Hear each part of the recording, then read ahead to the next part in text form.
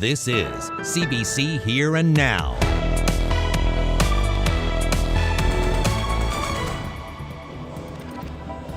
It's all dressed up, and the Steel Community Centre in Gander may never have looked so good. Tonight, it's Craft Hockeyville, the Canadians, the Senators.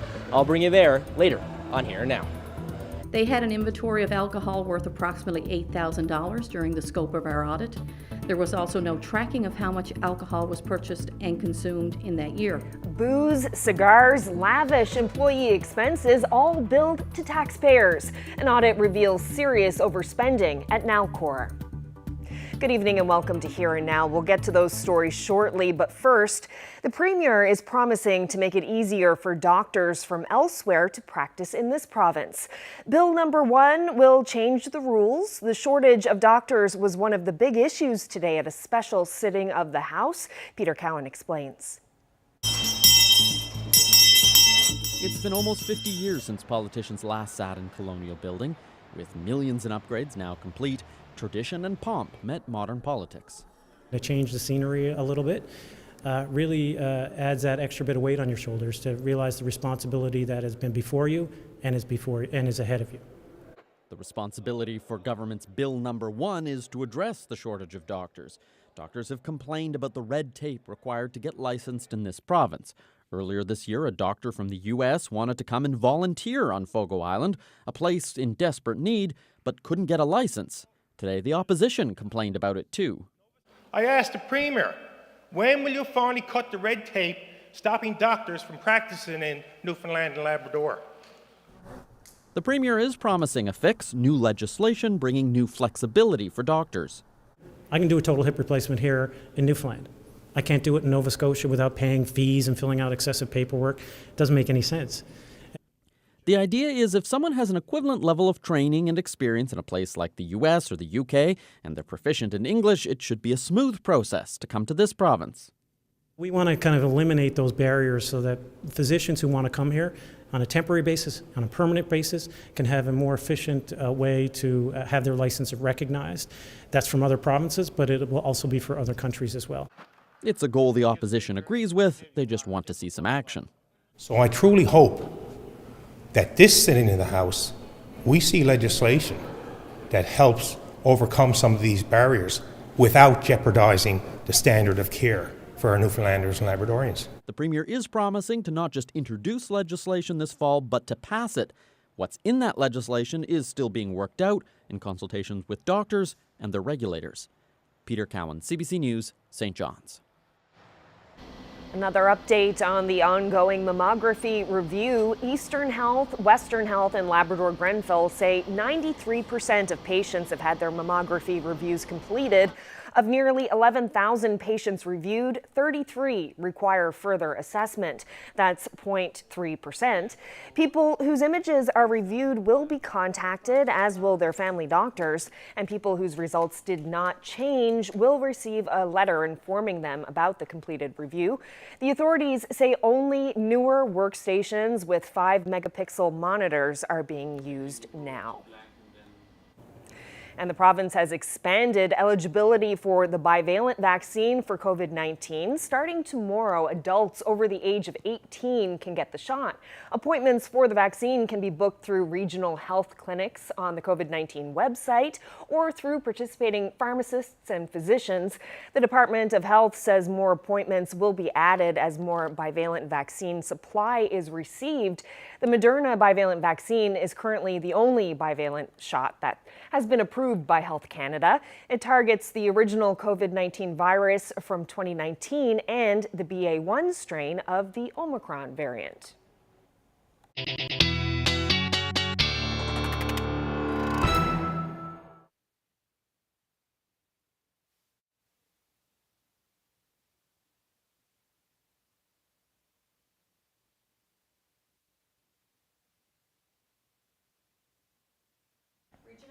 Apologies, we have a bit of a technical problem with Heather's audio there. Hope to have her back in just a few moments. Well, moving on, Nalcor management has consistently overspent on employee perks and expenses, according to an audit of the Crown Corporation. Nalcor is responsible for the Muskrat Falls Hydro project. The Auditor General looked at a 5-year period from 2013 to 2018 and concluded that Nalcor spent money in ways that were, quote, excessive and unreasonable. Mark Quinn reports. Auditor General Denise Hanrahan found that although Nalcor was a Crown corporation, it definitely didn't spend money like the rest of the provincial government. Our report today shows that Nalcor Energy did not always ensure the best possible use of public money. The report details many examples of lavish spending by the company that was folded into NL Hydro last year. That included excessive spending on alcohol, tobacco, and a cigar humidor. Despite Nalcor having well-defined policies to guide those expenses, we found that there was no policy guidance on how hospitality, guest relations, honorariums, and various employee-related expenses were spent. In 2017, $20,000 was spent on food for one Christmas meal, $10,000 over budget. There were also policy gaps for relocation, leased vehicles, as well as board member expense claims. One employee was also given $50,000 for moving expenses, something the provincial government normally caps at $20,000. That employee shipped a tractor, 2 utility trailers, 6 recreational vehicles, and 1 hot tub. The report says that while many changes have been made since the audit period, it appears NL Hydro continues to pay for discretionary expenditures that would not be considered acceptable under Treasury Board policy. Today's report is the first of 2 reports looking at the Crown Corporation. The Auditor General is expected to release a second report before the end of this year. It will focus on compensation at Nalcor. Mark Quinn, CBC News, St. John's.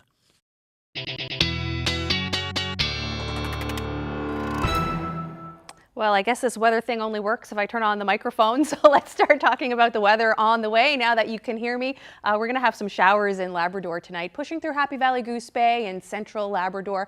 About 2 millimeters of rain expected there. Tomorrow morning when you wake up, parts of the island should have some showers, here on the east coast, and a chance of showers in central and on to the west coast. And Labrador is going to be seeing some snow this weekend, and we can talk about that. You can see it moving in here on the future tracker over Happy Valley Goose Bay, Labrador West, and up into northern Labrador with some showers for the rest of the island. Now we've got a picture of some snow that fell today in Nain, and that comes from Sean Lyle, and he was none too pleased about seeing that snow. So I'm going to have to apologize for the forecast that we are about to deliver, Sean, but we will have more on that ahead on Here and Now. Thanks, Heather. Well, the price of gas is up almost 6 cents per liter across much of the province. The cost for most other fuels has increased as well. The maximum price for gas for customers on the Avalon Peninsula is now $1.73 a liter.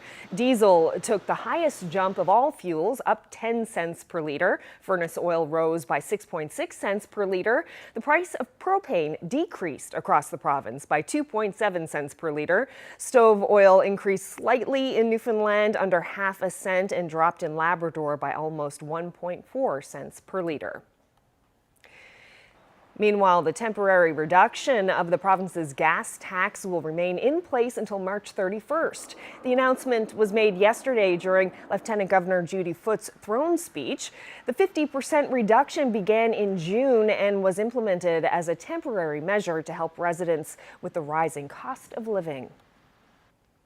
9 families in Corner Brook were moved into Newfoundland and Labrador housing units overnight following a devastating fire.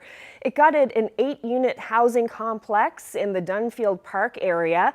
No people or pets were injured. The fire broke out around 2 a.m., forcing 7 families from their homes. 2 others were evacuated as a precaution. The assistant fire chief says it's a good reminder to have a fire escape plan. The scene has been turned over to the RNC to investigate the possibility of foul play.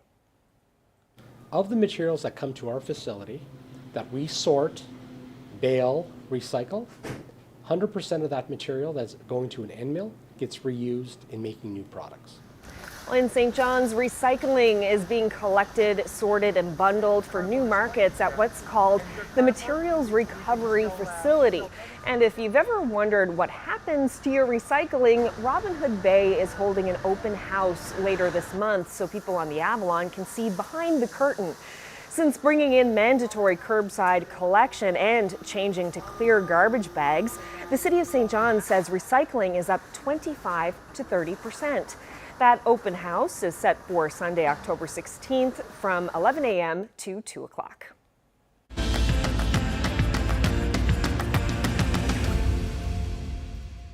Kraft Hockeyville events continue today in central Newfoundland with a big NHL game. It's been more than 2 years since the town of Twillingate won the competition, with the celebrations delayed due to the pandemic. Today the action moves to Gander, and that's where Garrett Barry is tonight. So Garrett, not long now until the puck drops. Yeah, Carolyn, so despite the change of venue, this is still really a Twillingate event, and you can hear the party is started with the music, and in about an hour and a half you're going to see just tons of Twillingate minor hockey players fill up this arena. They have quite a game to look forward to. Montreal Canadiens playing the Ottawa Senators, and according to the lineup card that we've got our hands on here, it appears to be some big names playing, but that's not the only event today. In fact, the party started really early this morning with a red carpet entry. First the kids, then the pros. Oh, he's over there. A chance to come up close and personal with hockey heroes, and plenty of autographs signed for the young. I got 1, 2, 3, 4, 5, 6, 7. I feel great because I'm going to see practice and I'm excited. Because this is my first NHL game, and I'm a really big fan of hockey. And the young at heart. Oh, I'm still trembling, actually. Like, I've loved Gallagher forever. Well, I'm a big Carey Price fan and Montreal fan since the day I could walk, pretty much. I used to watch him in black and white TV. That's how old I am. Inside, the players took the ice, and for these students, it sure beats the school day. She loves hockey. Yeah. She's on the ice as much as she can. So we try to get her out as many practices as possible, something she's interested in. She makes great friends, and it's a great opportunity for her. Afterwards, a few lucky winners got to ask the athletes some questions. What is your favorite city or arena to play in outside of your home rink, and why? It seems everyone's enjoying the good spirits. And when you get away and maybe turn your brain off hockey and have a Newfoundland dinner like we did last night, you know, the guys couldn't believe how big the prime rib was and how much seafood came out in the tower. And I just said, that's the way they eat out here. Last night we had a nice dinner. Do you remember the restaurant we went to?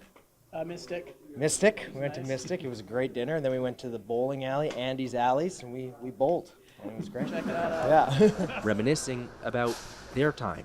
I lived here for 5 years, be it St. John's.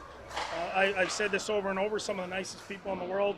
It's a part of the Canada a lot of people haven't had an opportunity to experience, you know, how beautiful it is and just how the people take care of each other out here. But tonight, it's all business because there are jobs on the line. You know, who's going to be in that lineup against Buffalo? These two games will decide that.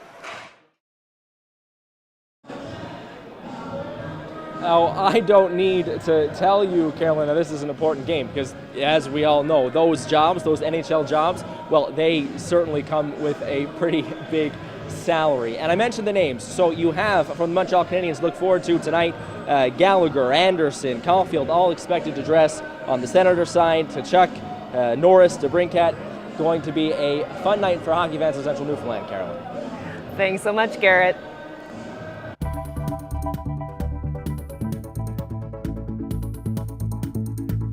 A special benefit concert will be held Sunday, October 30th for Fiona relief. We Stand on Guard Again will be held at the Mary Brown Centre in St. John's. Tickets go on sale Saturday at noon. The show will feature performances from Shani Ganuk with Bud Davidge, Kelly Loader, the Irish Descendants, Kubasonics, and many more. All proceeds will go towards Red Cross relief efforts, and CBC Television will be broadcasting the event live. More details to come. And it looks like Western Labrador will see some snow into the weekend. We'll tell you how much coming up.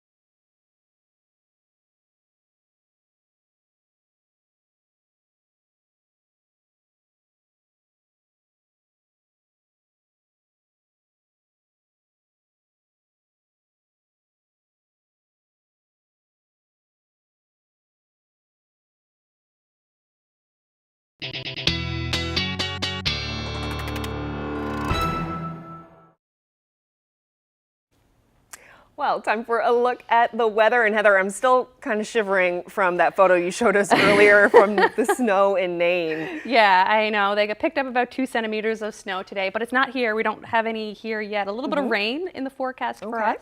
So let's take a look at how things shaped up today. It was, a lovely day across the province. It was gray. It wasn't, the beautiful day that we had the last couple of days with lots of sun. But we've, mid-teens in St. John's and Bonavista and on the Avalon Peninsula, getting a little warmer into the Burin Peninsula and Terra Nova.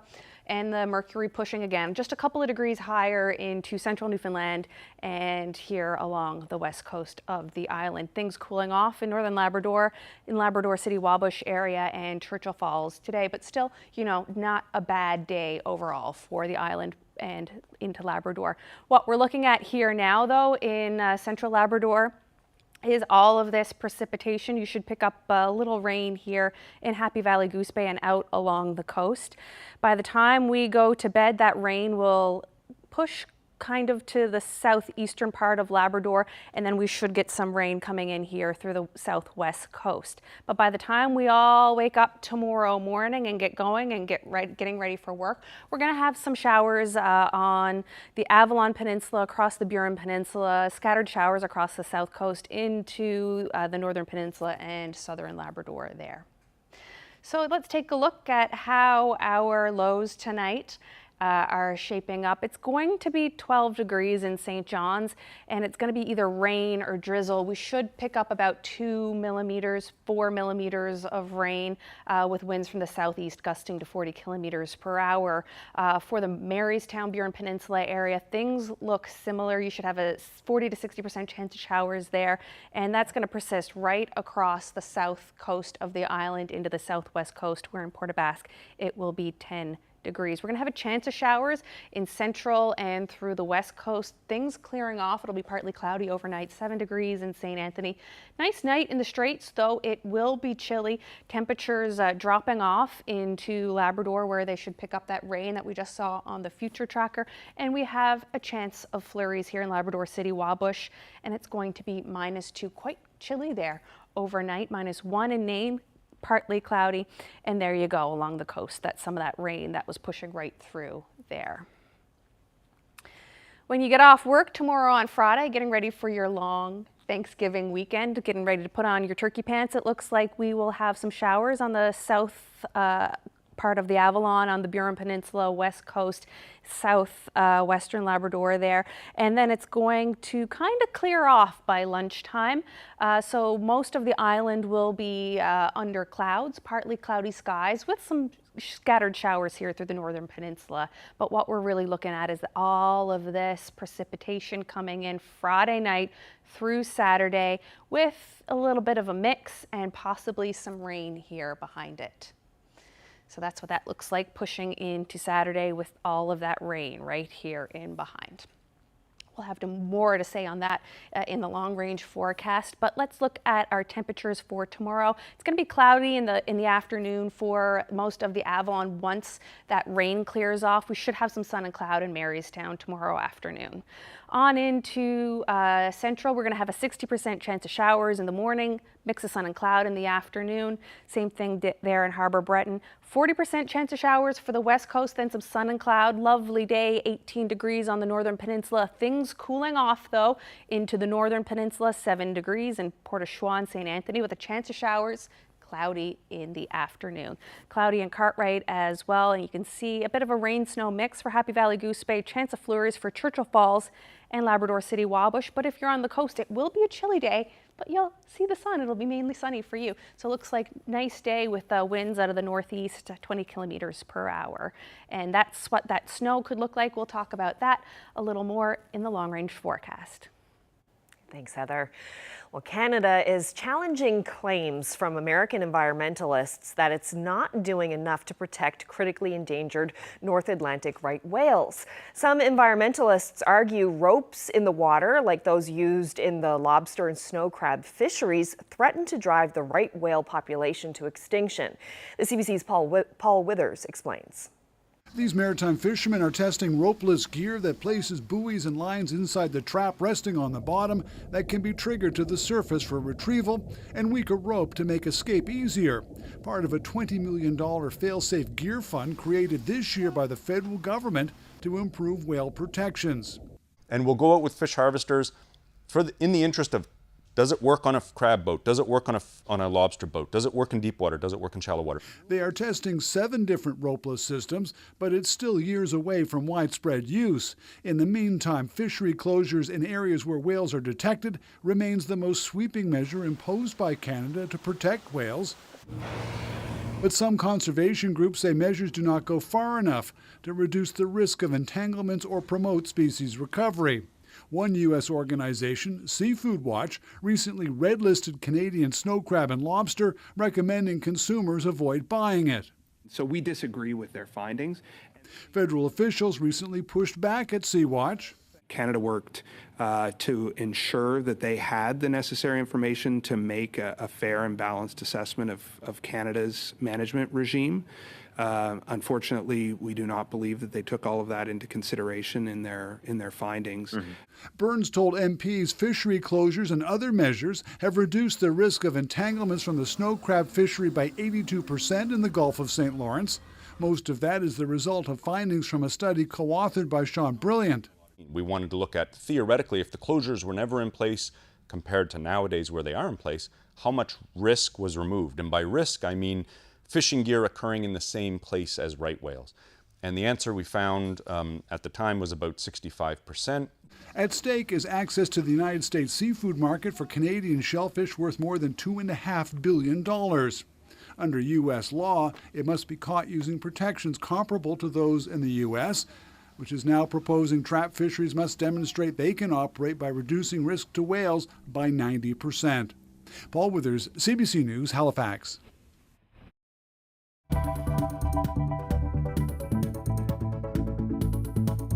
Again, any kitchen table that you go to right now, somebody will bring up the price of food. Somebody will bring up the cost of oil. Somebody will say, I'm so scared about what I'm going to do if it gets really cold this winter.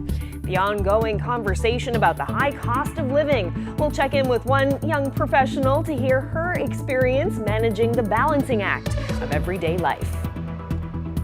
And coming up tomorrow on CBC Radio's Newfoundland Morning, hear all about how all 4 students at a school in Cooks Harbour raised money for the Terry Fox Run this year. Their motivation was to throw pies at their principal.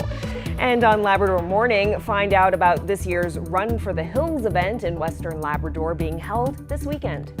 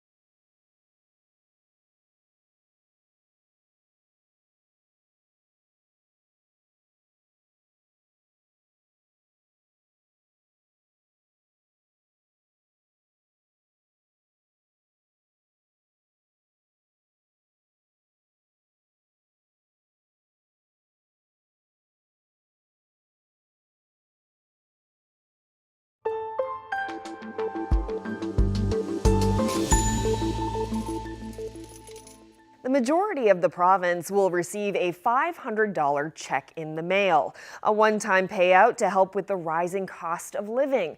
Almost everything is more expensive. Elise Stewart is a labor advocate, but she's also a young professional with a steady income. We wanted to hear about her experience making ends meet and what she thinks of this government handout.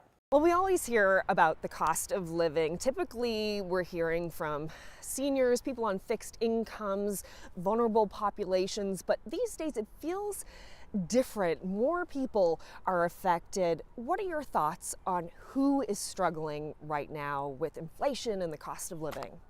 I think that's a great point because everybody is struggling right now with the cost of living. So I think usually people that you wouldn't hear from, because they're able to make it month to month, they're able to not be so concerned about, am I going to pay my heat, lights this month, because they have good paying jobs, and sometimes it's a 2-income household. Everybody's starting to feel the pressure or the strain of this cost of living. You know, I say that right now you can't go to like a coffee table, a kitchen table, or a break room where somebody doesn't bring up, after like the weather and the pandemic, but isn't milk so expensive? Or I went to the grocery store and I can't believe how much things are costing. And so that's a real-time example for people about what those pressures are starting to feel like. And it's usually groups, right, that haven't necessarily felt the same sort of strain that we now are so, you know, it's such a part of our lingo right now because so many people are feeling it. And when I go to a grocery store now, I do the same thing where you do a double check where you look at the bag and you pick it up and you're like, that's it, that's all I've gotten for this amount, whereas usually it would be maybe a third of the price or half the price. So there's so many people that are now feeling it in such a quick time too, because $1 today isn't worth what $1 was yesterday. So people that have, even if they have good paychecks and good paying jobs, it's just not going as far. And the people that you're talking to, you know, these are people in your age group, younger, steady incomes, steady jobs, who in normal times don't have these kinds of struggles and now are thinking twice about their purchase power. Yeah, it's so startling, and for, you know, I think for vulnerable populations and seniors, they're used to it. They're like, yeah, we go through this every day, like, welcome to our world. And there's some, I think, good news in that, because it's bringing everybody together to realize, like, okay, how do we get through this together? Like, what do we need to do to make sure that everybody is able to be, you know, living in this province, which is what everybody wants at the end of the day, to be able to live here and like afford your groceries and afford your housing, and also go out to like a nice show or go out to dinner, like all these things that are also really important to make it worth staying in this province. So it's such a big puzzle that has so many different moving pieces, but I have noticed that so many are now cluing into, it's a lot to live in this world right now. So how do we do it? Like, what does that look like for us now? So people have to start thinking about, okay, how do I make this life work?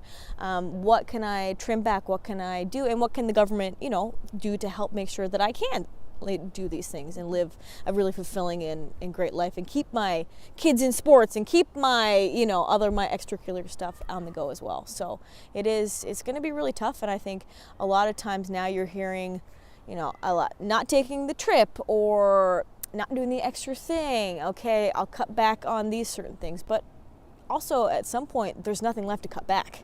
So when we get to that point, it becomes really scary too, about like, I've done all the things, now what? Right. And you mentioned government, and of course, interesting yesterday with the announcement that the majority of Newfoundlanders and Labradorians will be getting a check for $500. What do you make of that, and how far that will go in people's lives? Yeah, I think the first kind of reaction that many people had was, excellent, this is great. I mean, nobody likes to look a check in the face and say, actually, I'm good. And so many people, it's that breath, like, okay, now okay, good, I can pay down that debt I have. I can afford, like I said, the extracurricular that maybe I couldn't. But then the next breath is, but what next? Okay, so that gets me through this month, or that gets me through this week, but what about next week? So what does the long-term kind of plan look like as a part of addressing the cost of living problems? Because some provinces, you know, are doing the same thing, like they're giving the one-time check, but then it's only lasts that one time. So the problem is still there. Like, even if we do this check, and I have to applaud that there's no barriers, right? It's just, you don't have to apply, we're gonna come to you. That part is super encouraging, because a lot of people won't apply if there's barriers. But then it is the next breath of, okay, but what after this check, right? This problem is still gonna be here. I still have to think about next month. So what is the government gonna do to kind of address those larger issues? And it's a complex problem. There is no, one check isn't going to be the solution. It has to be a multifaceted plan. So I hope that they're working on that multifaceted plan as soon as possible, because like I said, the problem is now, and people are really suffering right now. Well, Lee Stewart, thank you so much for sharing some of your experiences and your thoughts on this very complicated topic. Thank you so much. Well, if you use a Visa or MasterCard, you may want to take a good look at your receipts. Starting today, business owners can pass on some credit card surcharges to consumers. Anis Hidari explains the change and what it will mean for you. The cost to run a coffee shop is high these days. Small restaurants like our own that are labors of love are truly holding on by their fingernails. That grip could get a bit stronger because of new rules for credit cards in Canada. Businesses can now charge people using Visa or MasterCard about 2% extra on top of their bill. We're really at a point of razor-thin margins, and 2% could matter, it could make a difference. Businesses have had to pay transaction fees every time you pay with a credit card, but a class action lawsuit has finally been settled.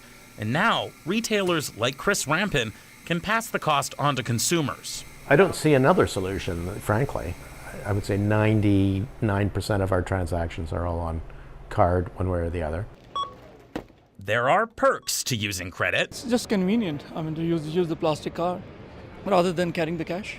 I get really good points with my credit card that may help me travel. No, points over everything.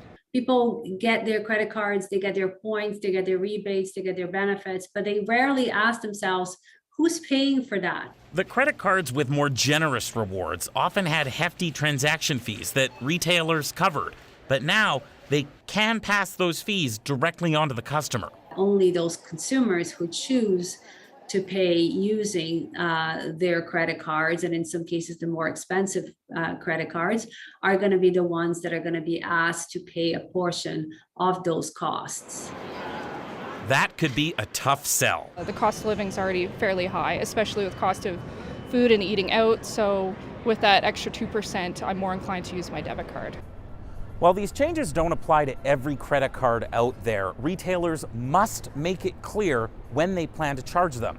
What isn't clear is whether they're going to do so at all. Anis Hidari, CBC News, Calgary.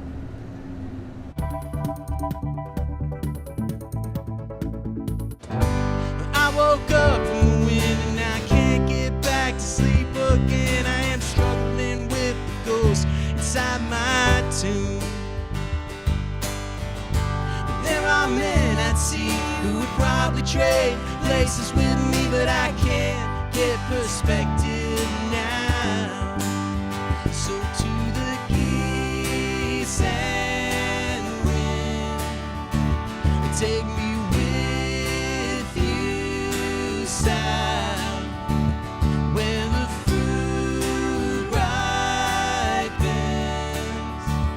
and we'll fall into our mouth.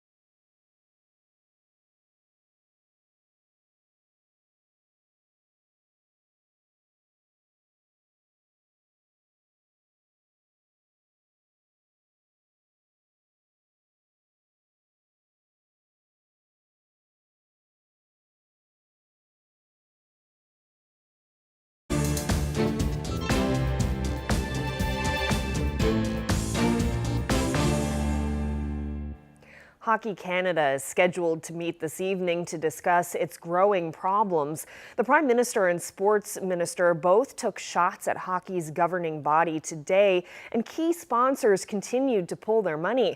It's in response to how Hockey Canada has handled sexual assault allegations. David Cochran reports.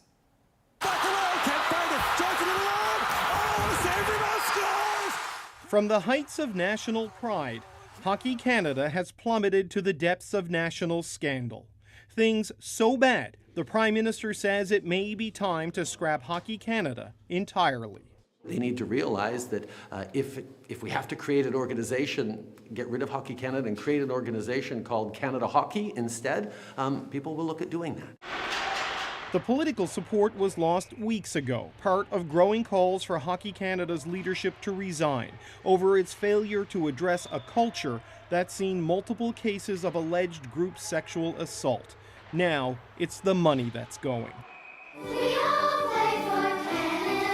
Canadian Tire has permanently ended its relationship with Hockey Canada, saying Hockey Canada continues to resist meaningful change. This, along with the departure of other corporate sponsors, a list that includes TELUS, Tim Hortons, Esso, Scotiabank, Chevrolet, Sobeys, and Skip the Dishes. Most have suspended or paused their funding, in some cases only for men's hockey. Corporate Canada seemingly rendering its verdict on this defiant parliamentary committee appearance by Hockey Canada's new chair. Our board, frankly, does not share the view that senior leadership should be replaced on the basis of what we consider to be substantial misinformation and unduly cynical attacks. They no longer have support of their sponsors, of Canadian families that are sending their kids to play hockey, and they're also losing support from their own members. So I hope that they understand the message and leave before they burn it to the ground. All of this comes as provincial hockey associations are reviewing their ties or withholding fees from Hockey Canada, that brand now so toxic that organizations and companies are rejecting a national icon. David Cochran, CBC News, Ottawa.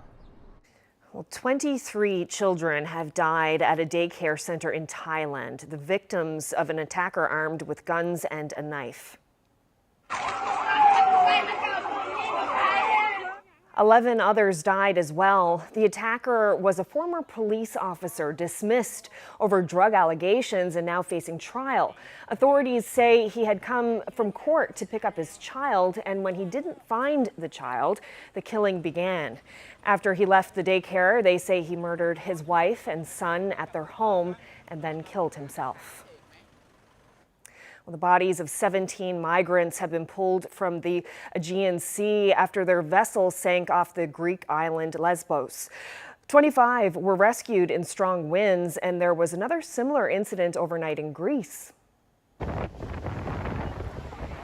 In that rescue, survivors were pulled up the face of a cliff, their boat smashed into the rocks. Again, in bad weather, it was unclear how many were missing. Greece has been urging more action against human traffickers from both Europe and Turkey. And the war in Ukraine witnessed more civilian deaths today, in part of the area Russia has proclaimed annexed. The CBC's Briar Stewart reports. This is the site of a rescue operation underway in Zaporizhia. Now, there were 7 missiles, rockets that were fired at this city this morning. This is, we're told, the site where there was the most damage. There's an apartment building here. It's not clear how many people were inside at the time. We know at least 1 person died. A number of people were injured, and it's believed that there's still people trapped in the rubble. Now, these rescuers here actually had to pull back a little bit earlier. We were here, and the police were telling everybody to take cover behind another building because there were air raid sirens and reports of more explosions. In the morning, there were rocket explosions at other infrastructure in the Zaporizhia area. We're told that they were factories, but this is the site where a lot of people are concentrating on now. And just in terms of the geography where I am, it's in an area obviously controlled by Ukraine, but not far south from here, you have territory that's controlled by Russia. In fact, territory that Russia has annexed and laid claim to. And what we're told by some of the officers on the ground here is that when rockets and missiles are being launched, they're being launched from quite close proximity. So in terms of the alerts and the air raid sirens, they're not often given a warning in time. Briar Stewart, CBC News, Zaporizhia. Well, back in Canada, 2 weeks after Fiona, parts of Atlantic Canada are still without power.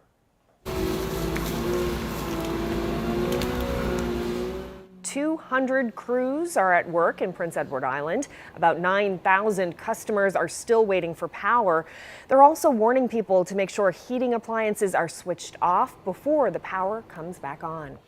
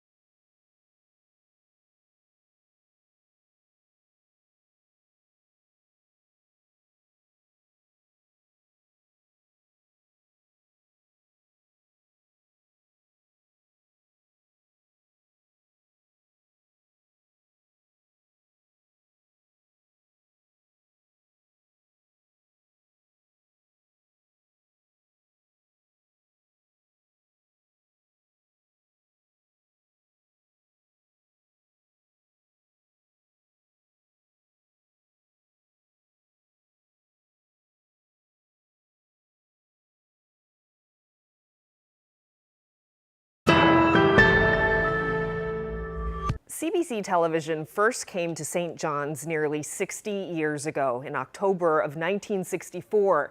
CBNT, as it came to be known, went on to play a crucial role in the province's culture and its politics. In this special archival report from 2004, CBC reporter Otso Rizzori explores how the province and the CBC have changed in the decades since.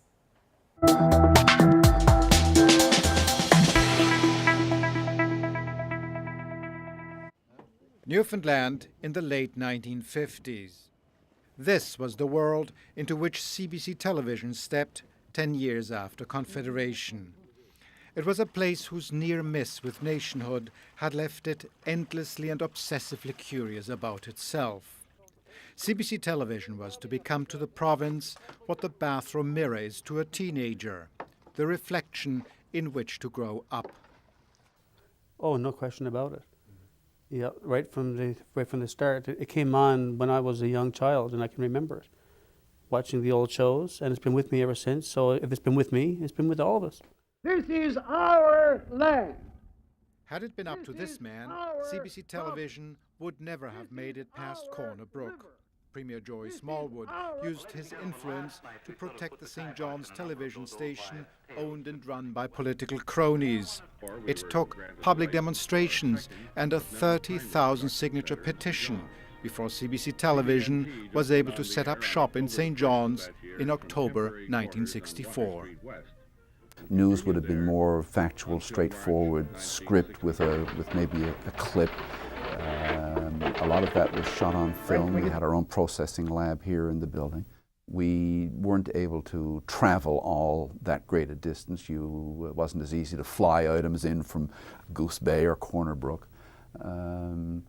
But basically, we were well served with news. I think the first day that we signed on the air, and for the first while, the first season, we had 5 newscasts a day on television. Perhaps if we could just drop this sentence completely. Here and Now replaced Panorama in 1970 as the heart of CBNT's news programs. And for the next 25 years, it was the province's unofficial town crier, the supper hour messenger bearing the good, the bad, and the ugly news of the day. This is CBNT's film and video library. You're looking here at 40 years of history. Everything from the joys and sorrows of the common people to the ambitions and obsessions of the powerful and those who would be powerful. Frank Moores sends the little big man packing in here.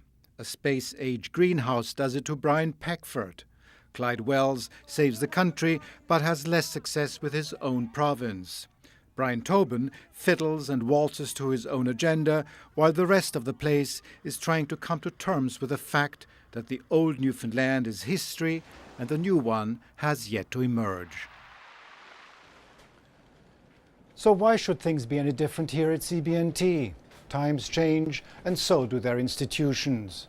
And that includes CBC Television, which is trying to reinvent itself for the 500-channel universe, when the future of that universe is anything but clear.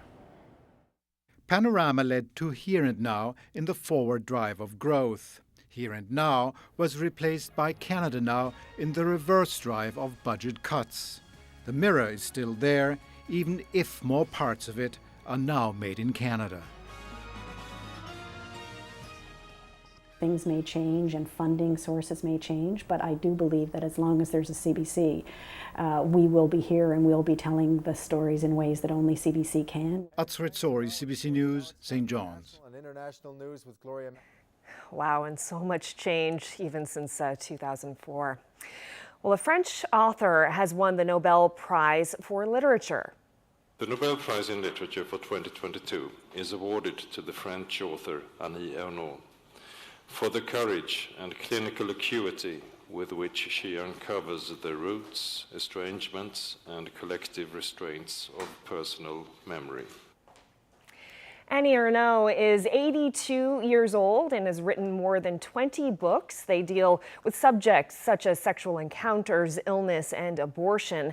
After today's announcement, Ernaux said she would fight to her last breath so that women can choose to be a mother or not to be. The prize is worth about $1.2 million Canadian.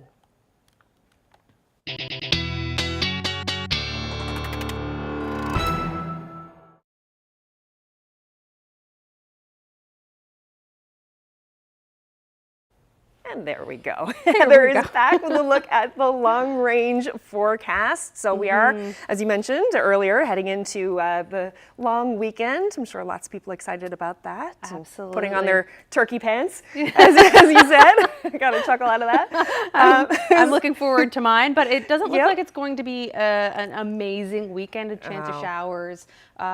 pretty well persisting throughout the weekend, but pretty quiet otherwise, except for Labrador, where there could be some snow. So let's just take a look at how things are shaping up for most parts of the province. This is our look ahead to Saturday evening. So you see all that scattered showers there across the island. So it looks like we're going to have a 40% chance of showers for a lot of part of the island there this weekend, and showers into Labrador as well. And some of that snow rain mix up here in Labrador, and we're going to have some snow for Nain moving into the weekend.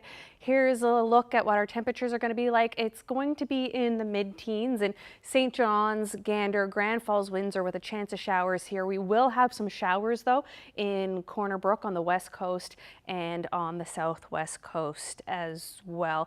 Showers persisting right on up through the Straits and into Cartwright, where it could be a mix of rain and snow. We could have a rain-snow mix here in Happy Valley Goose Bay as well, and it looks like you know, you could have a mix there as well in Labrador City, Wabush, under 1 degree. Temperatures in the single digits in Labrador for Saturday as you're getting ready to peel all those potatoes and the vegetables and get that turkey ready if you're going to have a Thanksgiving dinner or lunch during the weekend. On Saturday overnight, you're going to see that rain push across parts of Newfoundland and in southern Labrador there as well. And that snow is coming on in. So our temperatures on Sunday are going to be a little cooler, a couple of degrees cooler than they were on Saturday, about 11 for St. John's, Gander, Marystown, cooling off into central and cooling off even a little bit more onto the west coast. Single digits for most parts of Labrador here as well, 7 in Happy Valley Goose Bay. Rain, snow mix a chance there. Rain, flurry mix in Labrador City as well and in Nain. So let's take a look at our 5-day forecast now. There you go. You see that chance of precipitation right through the weekend from Friday right on through to Tuesday. It looks like some sun and clouds Sunday, Monday, Tuesday. So if you've got Monday off, hopefully we'll have a little bit of sun if any of that rain does happen to clear out. For central and western Newfoundland now, starting with central Newfoundland, it looks like there's going to be a 60% chance of showers tomorrow, clearing off with the mix of sun and cloud in the afternoon. 40% chance of showers, though, on Saturday and Sunday, and temperatures are going to start dropping off a little bit into Monday and Tuesday. 40% chance of showers Monday and Tuesday as well, mix of sun and cloud possible there, too. For Friday on the west coast, you've got your showers and a 60% chance of showers persisting right on through to Tuesday. The temperature trend looks similar with things dropping off as you head back into that work week on Tuesday. And into Labrador, things look similar with a chance of showers for most parts of the parts of Labrador there. And this is our weather photo. This is another one from Labrador, and this one is from Churchill Falls. This one, Carolyn, doesn't have any snow. It comes to us from Scott Pike, and it's fall in Churchill Falls. Look at all of those golden and crimson colors there. And if you'd like to send us a photo, you can do so at nlphotos@cbc.ca. Ah, gorgeous. Love those fall photos. Well, that's it for us tonight. Thank you so much for joining us. Hope you have a great evening. Good night.